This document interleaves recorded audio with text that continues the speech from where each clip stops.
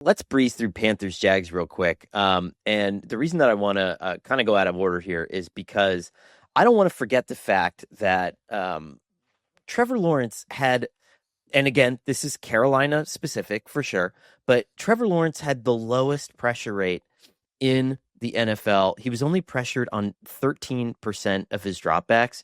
Yep. Travis Etienne had 16 carries for 143 yards. Now, one of them was 71, right? But averaged almost 9 yards a carry, and then Tank Bigsby and all the other guys behind him. But you get Brian Thomas a touchdown on a carry. I don't care that he had one catch on 7 targets, and we'll see what happens when they're playing someone not Carolina. But I want to just give Liam Cohen some credit here. I mean, that's mostly what you would want. And again, this is Carolina, it's Carolina. We have to remember that. I think that we maybe got a little bit fooled with a little bit of an end of season swoon for them. They did not look great in this game. Bryce Young threw 2 picks, but you're reducing pressure on the quarterback. You're making him more comfortable. You're instilling confidence in the run game. At first, I was, my immediate reaction last night was, this Travis Hunter shit's pretty overrated. But then at the same time, I'm like, I guess you don't even need the guy. And you did target him more than any other wide receiver.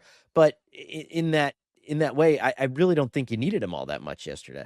Yeah, and I think like a lot of it is just the basis of that offense and where Liam's coming from and tying the run game and using the run game to protect the quarterback. Like you can go back to like when McVay turned Jared Goff's career around in 2017, and so much of it was on simplifying the picture for him and getting him moving.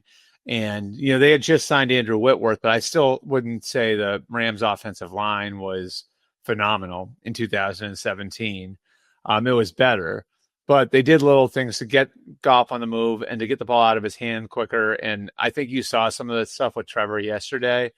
And like you look at the run game, I mean, 200 yards in the ground, Travis Etienne going for 143. There's rhyme. I think that's one of the best things that you can say about a coach in his first game is that it seemed like there was real rhyme and reason to what they were doing. And It looked that way to me, at least on the surface. My favorite part, this has nothing to do with anything, but there's a great clip of, on the Jumbotron, there's the thing where they put the football under the helmet and then it's like the shell game cups. Yeah, the shell game. There's just a video of Bryce Young during the TV timeout being absolutely transfixed by the helmet shell game. And I just like Are you worried about the way Bryce played? A little. I'm more worried about the way that some of the other wideouts on that roster, like Xavier Legette, is getting 3 out of 7 targets and is not getting his foot down in certain situations. I'm more worried about that, if I'm being honest. I don't know. What about you?